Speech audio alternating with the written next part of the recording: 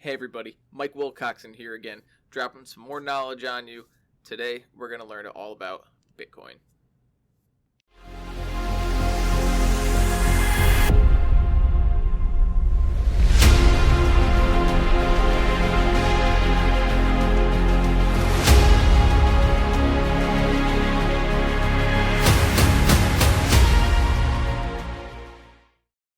Welcome back to One Click Away.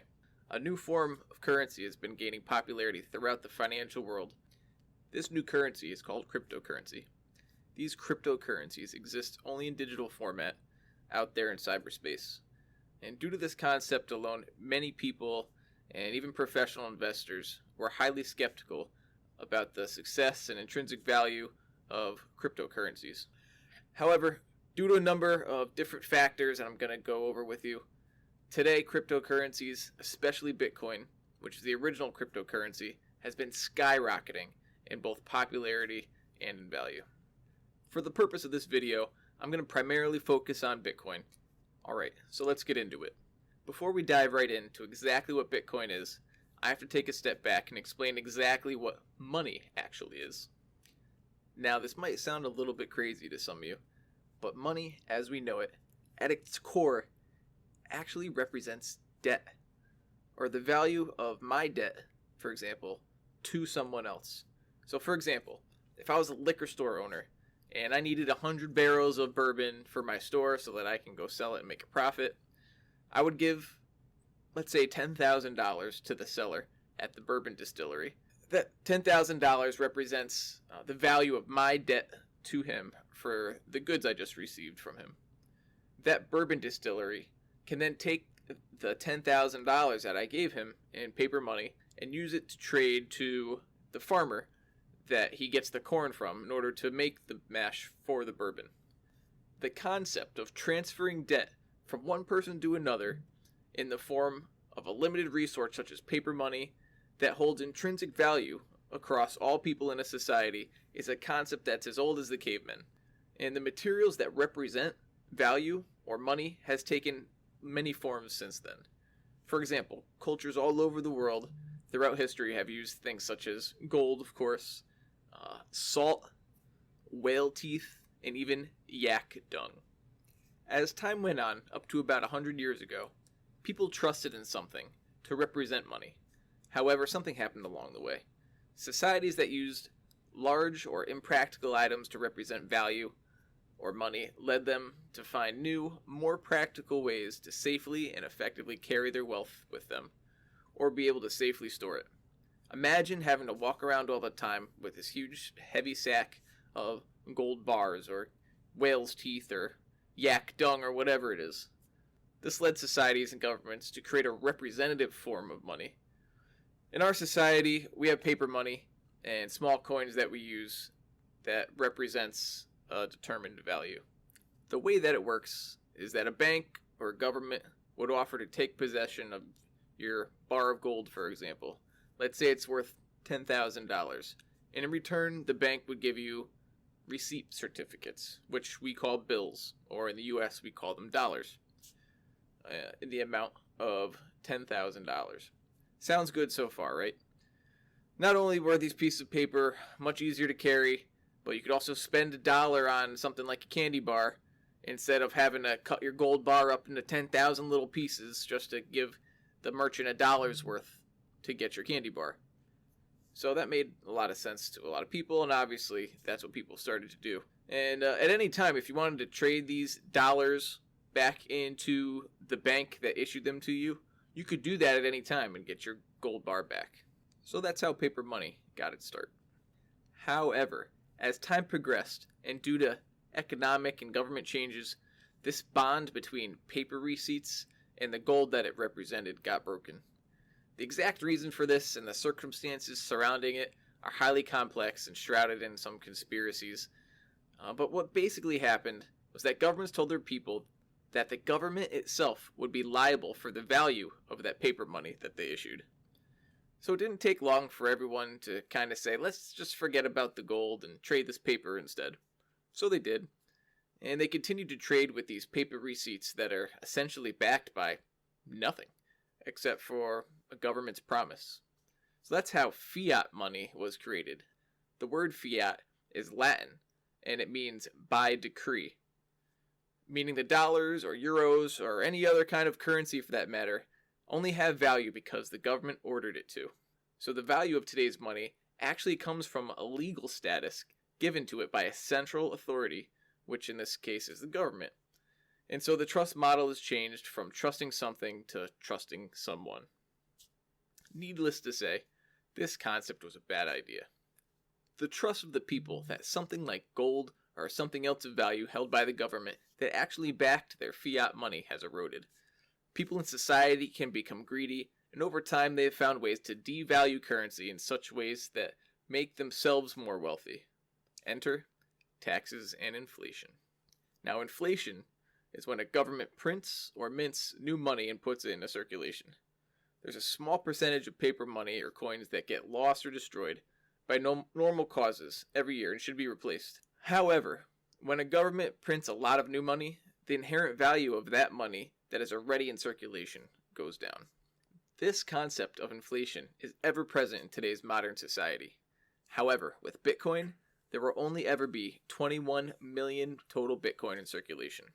It is impossible to mint any additional Bitcoins, and thus Bitcoin is not susceptible to inflation, and the supply and demand for Bitcoin will continue to drive its value up as time goes on. Yet another drawback to fiat is that it's a centralized currency. Now, a currency that is centralized means that there's a central authority that controls and issues it. In this case, it's the government or a central bank that's regulated by the government. The move to make a separate digital currency completely apart from fiat was conceptualized, but let's take a step back for just a second. How does that even work? I mean, if we have a computer file that represents $1, what's to stop me or anybody else from copying it 1,000,000 times and having $1,000,000? This is called the double spend problem. The solution that banks use today is a centralized solution in which they keep a ledger on their computer which keeps track of who owns what. Now, three main issues when you have a centralized entity control the money arise. They are corruption, mismanagement, and control. Banks and governments basically control the flow of value in the world, which gives them almost unlimited power. Remember the Wells Fargo scandal, where employees secretly created millions of unauthorized bank and credit card accounts in order to inflate the bank's revenue stream without their customers even knowing about it? They did this for years. An example of mismanagement is when the government starts printing a lot of money in order to save a certain bank or institution from collapsing, as what happened back in the US in 2008. The problem with printing so much money is that it causes inflation, as I spoke about before. Venezuela is a great example of this. Their communist government printed so much money that the value of it dropped so much that people are no longer counting money, but instead they're weighing it. With the last issue of control, the government or bank at any point can freeze your assets or deny you access to your own funds. Even if you could only use cold hard cash, the government can still cancel the legal status of your currency just by deciding one day that it no longer wants to back the currency. Now, back in 2008, a document was published online by a guy calling himself Satoshi Nakamoto, and it suggested a way of creating a system for decentralized currency called Bitcoin that could theoretically solve many of the problems that we have with fiat money. This system claimed to create digital money that solves the double spend problem without the need for a central authority. But what does this confusing phrase really even mean? Alright, I'll compare Bitcoin to the bank. Since most money today is basically already digital, the bank basically manages its own ledger of balances and transactions. However, the bank's ledger is not transparent, and it's stored in the bank's main computer, so you can't sneak a peek into the base ledger, and only the bank has complete control over it. Bitcoin, on the other hand, is a transparent ledger that at any point in time, I can sneak a peek into the ledger and see all of the transactions and balances that are taking place. The only thing is, you can't figure out who owns the balances and who is behind each transaction. It's hidden. This means Bitcoin is essentially anonymous. Everything is open, transparent, and trackable, but you still can't tell who is exactly sending what To whom? Bitcoin is also decentralized, so that no one computer system holds the ledger. With Bitcoin, every computer that participates in the system is also keeping its own copy of the ledger. This system is used as one of the many security features of Bitcoin, and it's known as blockchain. In Bitcoin, there are no actual coins, there's only rows of transactions and balances. So when you own Bitcoin, it means that you own the right to access a specific Bitcoin address record in the ledger and send funds from it to a different address. So what does all this mean? Why is Bitcoin such big news, becoming so popular, and why is the price skyrocketing? Well, for the first time since digital money came into existence, we now have an alternative to the current system. Bitcoin is a form of money that no government or bank can control. Bitcoin has several advantages over the current system. First, it gives you complete control over your money. With Bitcoin, you alone can access your funds. No government or bank can decide to freeze your assets or your account or confiscate any of your holdings. Bitcoin also cuts a lot of the middlemen out of the process, from transferring money, eliminating centralized control. This also means Bitcoin is cheaper to use than traditional money. Finally, Bitcoin opens up digital commerce to 2.5 billion people all around the world who don't right now have access to the current banking system.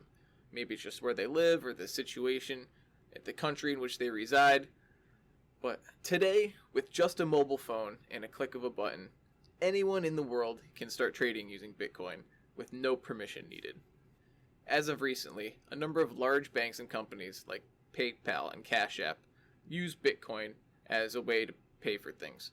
Although Bitcoin has wildly increased in popularity and price, Bitcoin and other cryptocurrencies are still very much in their infancy. As Bitcoin continues picking up steam, its value will continue to increase. There are a number of analysts that theorize that Bitcoin can reach a value of $100,000 per Bitcoin or even $200,000 per Bitcoin. Some even theorize that Bitcoin could surpass $1 million per Bitcoin. Whichever case is true, the fact remains that Bitcoin and digital currencies are likely the future of the financial world, and the digital revolution is upon us. So there's a really great course that I used out there. It's all about Bitcoin and cryptocurrencies, and I took it back around March timeframe, March of 2020, and it actually gave me the knowledge and I guess you'd say the courage that I was really looking for to get started investing in Bitcoin.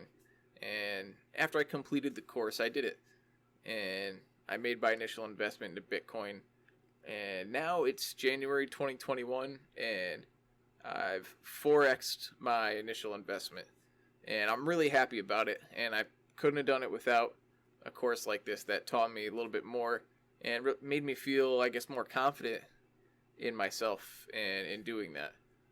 So I suggest that you head over and check it out for yourself. I'll leave the link to it in the description so you can go there and check it out. If you're already jacked up and ready to get your first Bitcoin or start investing in cryptocurrencies, just do me a favor and click the link in my description. Use it to get a free Coinbase account, and when you purchase your first $100 in Bitcoin, we each get a little bit of free Bitcoin ourselves, so I'd really appreciate it. It helped me out a lot. I suggest getting started as soon as possible because, like I said, the value of Bitcoin, in my opinion, and a lot of analysts' opinions, is just going to keep going up. If you have any questions or comments, leave them in the comments below. If you're watching this video on YouTube and learned something and found some value in this video, don't forget to hit the like button and subscribe. Click the notification bell so you can get notified of new videos when I release them, and share them with somebody who could benefit from it. Anyway, thanks for joining me at One Click Away. I'm Mike Wilcoxon, and remember, you might just be one click away at this very moment from learning something completely new that can completely change your financial future for the better. So, I'll leave you with that. Until next time, thanks for watching.